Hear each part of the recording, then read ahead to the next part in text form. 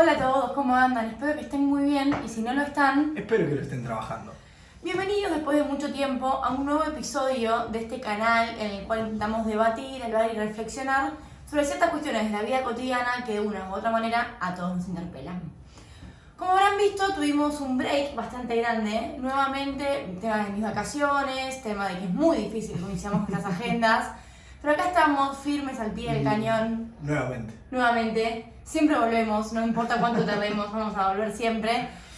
Porque aparte ustedes lo piden y a mí me encanta que a ustedes les encante, supongo que... Me pasa exactamente lo mismo, siempre es un placer ver la respuesta de ustedes y cómo les interesa. Y cómo les sirve también, ¿no? Sobre Que todo. es un poco el fin de todo esto que hacemos. Por ende, hoy les traemos un tema que yo sé que a ustedes les encanta, porque me lo piden siempre, que son los sueños. Que está ahí en los temas anales de la psicología Sí. y sobre todo del psicoanálisis. Porque hay mucha fantasía para mí alrededor de los sueños, ¿no? Lo que hablábamos la última vez de los pros y los contras de ser psicólogos, ¿se acuerdan? Una de las cosas era, soñé con una escalera, vos que sos psicóloga. ¿Qué significa? Como si fuese algo así como la quiniela, ¿no? Que cada cosa significa... Lo correlativo. Claro. Lo correlativo de un sueño a otra cosa. Sí.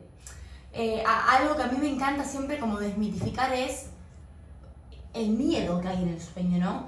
Uy, soñé que mis padres se morían, eso quiere decir que yo quiero que mis papás se mueran y eso da miedo. Es que creo que también eso fue medio fundado o infundado por esta interpretación del sueño como realidad de un deseo. No, a ver, es que el sueño es una realidad de un deseo. Ahora nos vamos a introducir bien. Sí, pero desde otro lugar, no desde Claro. el deseo que yo realmente quiero que se muera mi papá. Ese es el problema cuando para mí repetimos definiciones de conceptos solo la definición y sin entender y sin poder ahondar en qué significa, ¿no? ¿Qué son los sueños? Para Freud los sueños son cumplimiento de deseos inconscientes. ¡Pum! Entonces alguien te lee eso aisladamente Sin el background. y piensa, claro, si yo sueño que mi papá se murió es porque quiero que mi papá se muera. Entonces eso desata una cantidad de ansiedad y angustia impresionante. Por eso siempre hay que ser tan cuidadoso y respetuoso con lo que uno transmite y con lo que uno lee también de otro lado, ¿no? Como siendo consumidor de las redes.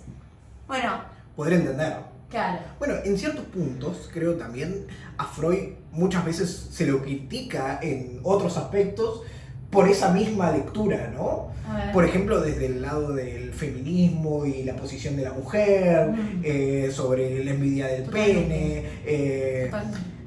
Si bien uno lo lee, y hoy lo lee sobre todo en esta época que es tan controversial, y dice, uy, este man flashó, enloqueció. Pero tal vez entendiendo el contexto, entendiendo el background, uno dice, pará, está bien, no es tan así. No es así, ¿no? Por eso No es así. Yo me enojo mucho cuando lo definen a Freud como machista o antifeminista por las cosas que decía, por la envidia del pene, por el complejo de Edipo, por lo demás. Cuando el tipo fue el primero en darle un lugar y una palabra a la mujer, ¿no? Fue el primero en sacarlas de ese rol de locas que tenían, de esquizofrénicas o de brujas en un momento, Sí. solamente porque la medicina no podía responder al síntoma que esa mujer tenía. Fue, che, mirá, no son ni esquizofrénicas ni locas, son histéricas, les pasa esto, tienen un síntoma, Sí. les brindó palabra, las escuchó, las alojó y a muchas las curó. Sí. Entonces cuando se dice que Freud es un antifeminista, son personas que claramente no leyeron a Freud. La mayoría de la gente, hay mucha gente que lo critica con fundamento. Yo eso lo respeto. ¿Sabes qué? A mí me pasa lo siguiente, ¿no? Yo creo que solemos tomar, pasa con Freud, pasa con otras figuras también, ¿no? Tomarlas y analizarlas desde la perspectiva actual. Y seguramente, si vos analizás a una persona del 1800 con la perspectiva actual, seguramente está 1.000 millones de veces atrasados a lo que hoy estamos. Ahora, eso no quiere decir, por lo menos para mi punto de vista, que no haya sido un avanzado a su momento o a su época. Si bien puede tener tintes machistas porque, a ver, le guste a la gente o no le guste a la gente, en el 1800 era machista. Sí, obvio. Es como querer negar la realidad.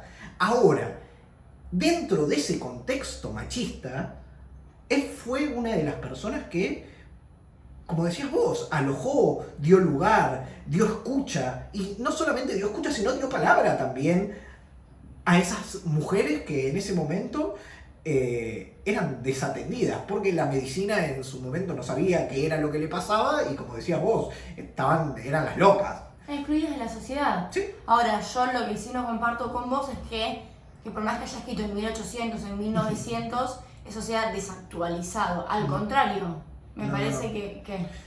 No, si fue eso lo que se entendió, no fue lo que yo quise decir o lo que yo planteé. Yo lo que planteé es que muchas veces se le pide a algunas figuras una actualización a este momento o un tipo de pensamiento a este momento que en ese momento era avanzado para su momento. No sé si se entiende. Se le pide tal vez a un Freud que sea un chabón deconstruido en el 1800, y en el 1800 seguramente era la persona más deconstruida de su época, aunque ahora no sea así. Yo creo que siempre hay que separar la teoría de la persona, ¿no? Digo, Freud puede haber sido machista, cocainómano, a mí no me importa lo que hizo Freud con su vida, a mí me importa lo que hizo con el psicoanálisis. Entonces, él puede haber sido lo que sea. Yo no creo que el psicoanálisis tenga sesgos machistas. No creo eso, tampoco creo que, porque escribió en 1800, no sé actual, pero queda atrasado. Al contrario, cuando vos lees, ahora realmente no me acuerdo en qué tomo, pero cuando Freud habla de la crisis de ansiedad y la crisis de angustia, sí, habla, y eso es concreto y específico, los invito a que lo lean, después les paso bien en la descripción donde, concretamente de los síntomas, que hoy muchos cognitivistas, conductistas y terapeutas holísticos dicen que es el problema de la época. Cuando Freud lo describió en 1900, creo que fue en el tomo 5, en 1905. Entonces, volvemos a lo mismo. Yo creo que la mayoría de las personas que critican a Freud lo criticaron sin leerlo en profundidad, en su totalidad. Hay gente que sí me he topado, que leyó toda la obra de Freud y que lo critica y no está de acuerdo. Yo eso lo respeto mucho más que el que se queda con una definición aislada. Pero es parte también, y es parte del conocimiento científico. Es parte de poder refutar algo, es parte de poder decir, che, mirá, esto me gusta, esto lo tomo, esto no tanto, porque si no caes en el sesgo de creer que Freud era magnífico, perfecto y que no se equivocó en nada. No, porque hasta él lo dijo. Es que son, a ver, tanto Freud como Lacan, lo que alentaban a las próximas generaciones era, está buenísimo lo que yo hice hasta acá, todo lo que construí hasta acá, bueno, ahora esto es tuyo. Sigan construyendo de acá en adelante. Y uno creo que es imposible construir sin interpelar al otro, sin preguntar, sin repreguntar, sin decir, che, mirá si esto que escribió no estaba equivocado. Para mí es la única forma de obtener conocimiento. Ahí estamos completamente de acuerdo. Yo coincido y siempre aliento a que lean a Freud intentando criticarlo, que lean a Lacan intentando criticarlo. Porque es la única manera, pero no el no estar de acuerdo con este tipo de teorías, ¿no? Eso voy. Como que si vos sos psicoanalista, vos no podés ser psicoanalista si no coincidís con la teoría psicoanalística freudiana o lacaniana. Sí, estamos completamente de acuerdo, que hay una columna vertebral que vos tenés que estar de acuerdo. Coincidir, hay una concepción del ser humano, de la mente, del inconsciente y del análisis que es, como decís vos, es vertebral. Creo que ahí vos tocaste un punto clave. No podés ser psicoanalista si vos no crees que haya un inconsciente. Absolutamente. No existe un psicoanalista que no crea en lo inconsciente. Igual la palabra crea me hace ruido. Yo justo estaba pensando recién que esto nos da pie a hablar de lo que estamos hablando, que son de los sueños. Perdón, es una leve introducción, lo hacemos siempre, pero ¿dónde está el inconsciente?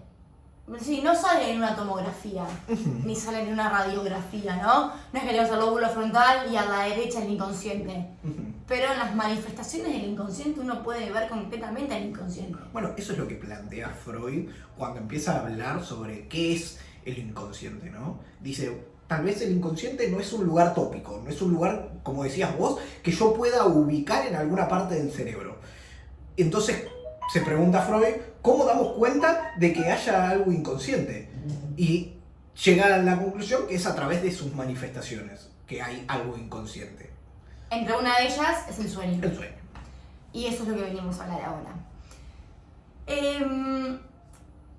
Un poco introdujimos la definición más conocida del sueño, que son la realización de deseos inconscientes, ¿no? El sueño son manifestaciones de deseos inconscientes.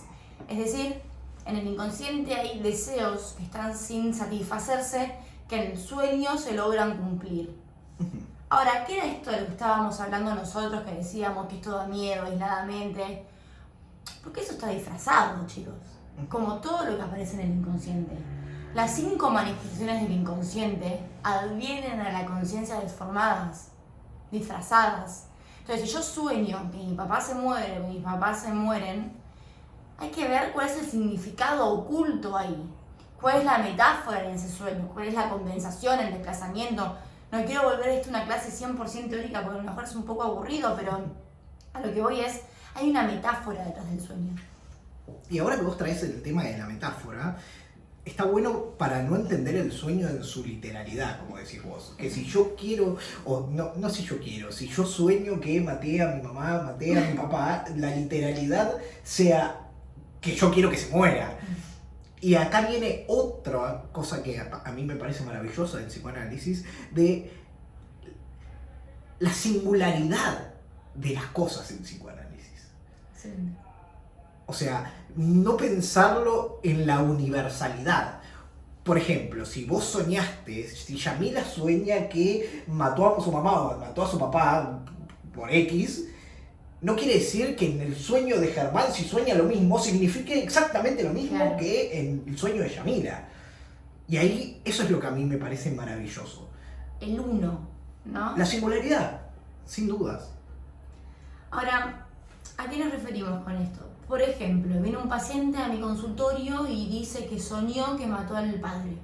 Está muy angustiado porque ponele que algo sabe de psicología, que está estudiando, o que sigue el podcast no sé si en la vida cotidiana, y entiende esta definición.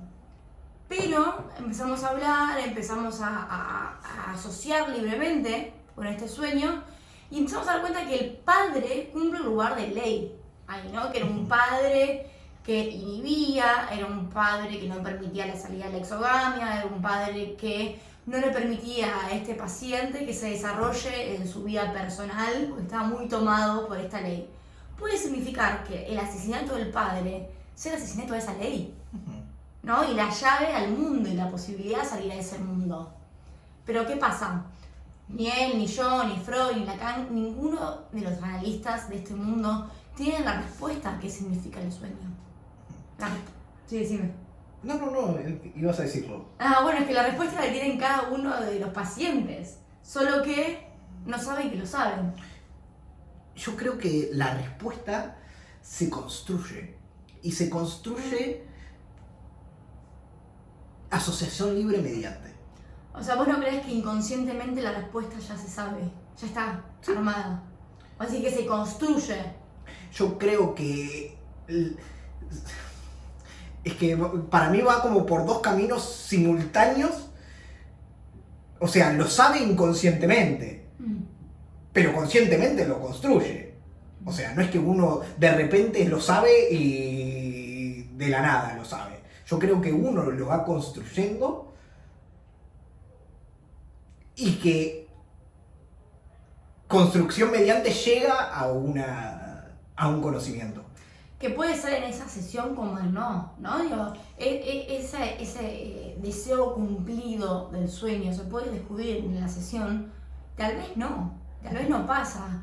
Y para la tranquilidad de pacientes y analistas, no pasa nada.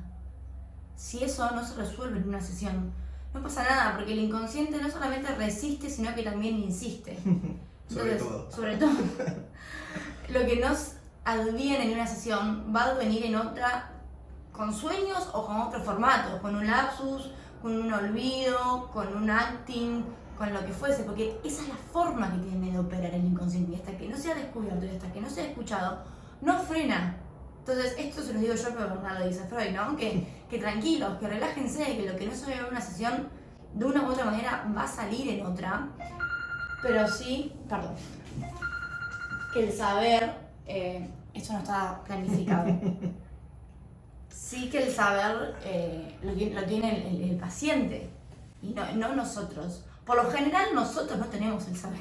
O sea, si a ustedes le dijeron vayan al psicólogo porque te va a ayudar con ciertas respuestas, bueno, no es por ahí porque nosotros guiamos, como decimos siempre. Entonces, esa es una de las cosas que yo quiero desmitificar del sueño. Sí, escuchamos, devolvemos, preguntamos, interpretamos. Pero es un tanto ególatra creer que uno podría llegar a saber algo sobre la vida de alguien Claro. que ni siquiera conoces. Absolutamente.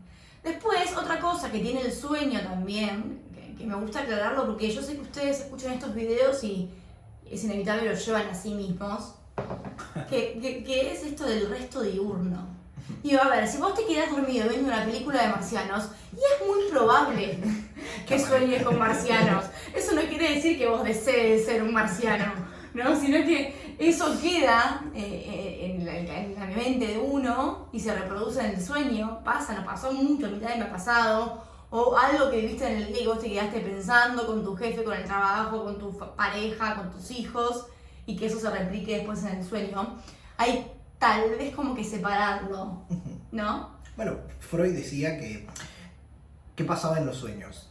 Como que se mezclaba parte de lo que estaba inconsciente y era intolerable para la conciencia con cosas que no eran intolerables para la conciencia. Y ahí vos lo habías dicho recién en términos de condensación, desplazamiento. Sí. Entonces, tal vez no, en el sueño se da como una mezcla de entre aquellas cosas que son tolerables, como podría ser un resto diurno, que es algo que viviste durante el día, ya sea una película, o no sé, el letrero de una calle que caminaste, que eso puede ser lo tolerable para la conciencia, y mezclado,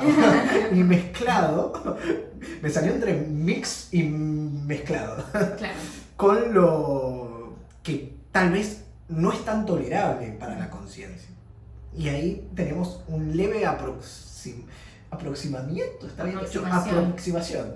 Tenemos como una leve aproximación a lo que entendía por lo menos un primer Freud que era un sueño. Sí, y un poco la condensación, ¿no? También que se condensa este mecanismo característico de la condensación, cosas que son tolerables para la conciencia, cosas que no, y también que un sueño puede tener varios significados. En el sueño se pueden condensar diferentes representaciones inconscientes. Por eso, Freud lo decía que era la vía regia hacia el inconsciente, como el camino más directo al inconsciente. Un sueño es muy rico, es muy enriquecedor, se puede sacar mucha información de ahí, por eso es espectacular cuando un paciente lo trae a sesión. Y yo también aliento muchas veces cuando me dicen, uy, soñé algo que me desperté re angustiado pero me lo olvidé. Bueno, que lo anoten, ¿no? Yo no estoy muy a favor de que la gente anote cosas, pero particularmente con lo del sueño me parece interesante porque los sueños se olvidan rápido. Sí. A lo mejor yo soñé el martes algo re importante y tuve la sesión el lunes justo y me tengo que esperar casi una semana a hablar de vuelta, y lo más improbable es que el inconsciente haga de las suyas y vuelva a reprimirlo. Entonces si queda algo anotado y expresión libre mediante, no estás muy de acuerdo, me parece. Es que yo tengo otra metodología. Bueno, a ver. Entiendo que es una herramienta, yo, como dijiste recién, lo inconsciente insiste, y si se lo olvidó, por algo habrá sido. Pero podemos ayudar un poco a este inconsciente. Sí. Vuelvo a repetir, para mí el inconsciente insiste, y si es algo que se tiene que trabajar, va a volver, en alguna forma va a volver. Tampoco prohíbo a que la gente lo haga, ni a analistas ni a pacientes. Es más, he tenido pacientes que se anotaban las cosas que querían hablar. No, bueno, eso ya es otra cosa. Bueno, pero son formas de cada uno. No bueno, es algo que yo aliente. Eso yo no lo dejo directamente. Yo ahí En algunas cosas yo me siento bastante directiva, ¿no? Como, por ejemplo, respecto a los sueños, cuando pacientes que están hace bastante en análisis, y hay una conferencia y todo lo demás, digo, pero escúchame una cosa, ¿vos no soñás? Les pregunto, ¿por qué nunca trajiste ningún sueño de sesión? Y se me queda, viste, como, esta loca que me pregunta. Y me dicen, no, yo no sueño. Y yo digo, bueno, mentira, porque otro dato que tal vez les sirva, esto es más neurociencia, pero el sueño es condición del dormir. Sí. Para que una persona esté en estado de sueño, tiene que estar soñando. Entonces, mentira, todos soñamos, puede ser que los reprimamos. Otra cosa así más como dato color, yo sé que estas cosas a ustedes les gustan de los sueños, que en verdad los sueños son segundos. Sí, son muy cortitos. Como mucho pueden ser 5 segundos. Todo lo otro que le contamos de los sueños son agregados nuestros inconscientes, de estos elementos del inconsciente, que puede estar enriquecedor. Y si te agarra un obsesivo encima que cuenta los sueños por lo general con lujo de detalle, 2 horas, con una historia, con todo, mucho más todavía. Yo tenía un paciente obsesivo que contaba los sueños, era una novela. Cada sueño era una novela porque lo contaba con un detalle, con una cantidad de imaginación, de inconsciente, de contenido. Le ponía sal y pimienta. Y pimentón y nuez moscada y todo le ponía, porque no sabes lo que era. Que a veces había como hasta que cortarlo un poco.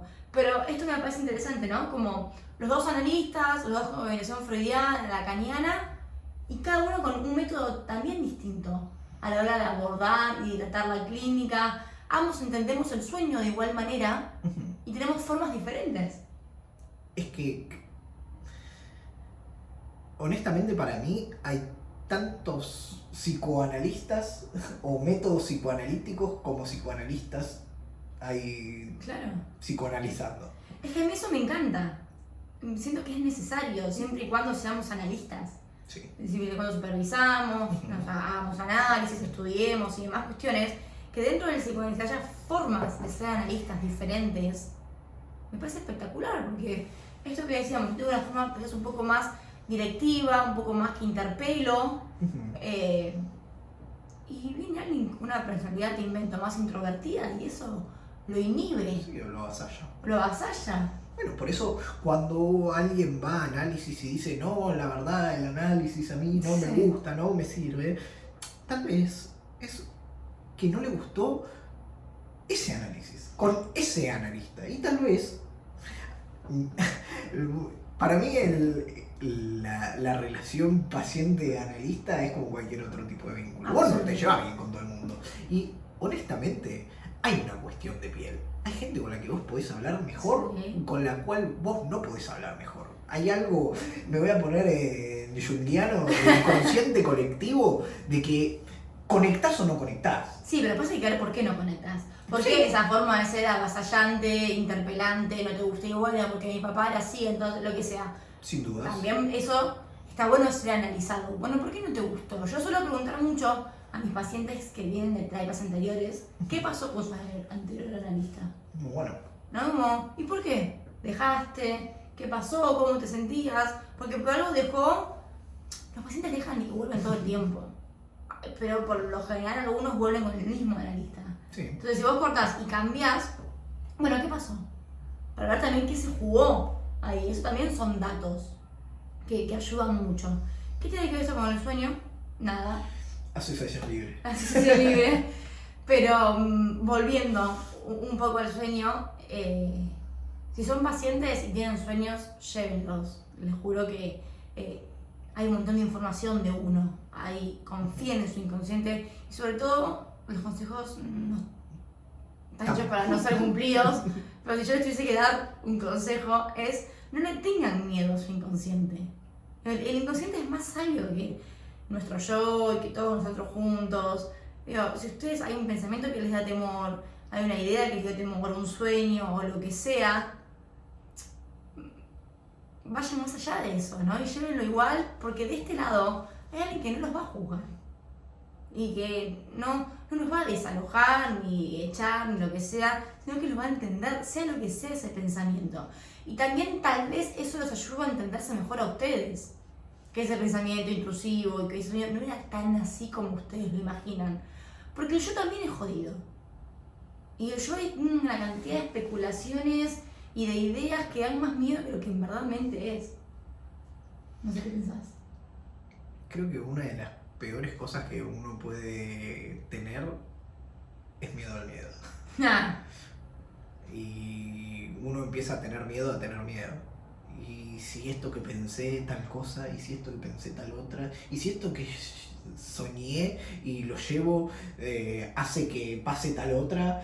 Y yo creo que muchas veces es mejor sacarlo que tenerlo adentro. Creo que lo que queda adentro crece. Entonces siempre está bueno ponerle palabras. Y como decías vos, de este lado estamos para acompañar, para escuchar. Creo que es necesario. sí, y a veces también decir cosas que el otro no quiere escuchar. ¿No? También ese es nuestro rol. Sí. A veces nos toca lugares donde tenemos que hacer una interpretación o una intervención. Sí, que no es de las más agradables. Pero si ustedes están muy cómodos en el análisis, replantéense qué está pasando. Sin duda. Porque eso no es un lugar cómodo. O no debería No de debería. ser un lugar cómodo. O no debería de ser un lugar cómodo todo el tiempo. Porque tampoco Exacto. es un lugar en el cual uno está todo el tiempo incómodo. Creo que es en su justa medida. Creo que es una de cal y una de arena. Es un poco de comodidad, de comodidad en el sentido de, che, me siento cómodo contándole, expresándole. De complicidad. No, yo creo que hay cierta complicidad entre analista y paciente. Sí, puede ser. Puede ser. Pero bueno, no sé si vos querés decir alguna otra cosa del sueño. Creo que más o menos... Y si hay algo que les gustaría saber y que se nos pasó de largo por estar asociando libremente, lo pueden dejar ahí abajo en los comentarios y nosotros se lo comentamos. Vamos a ir respondiendo. Bueno, gente, gracias por estar del otro lado. Les mandamos un beso enorme y que tengan buena semana. Chao, chao.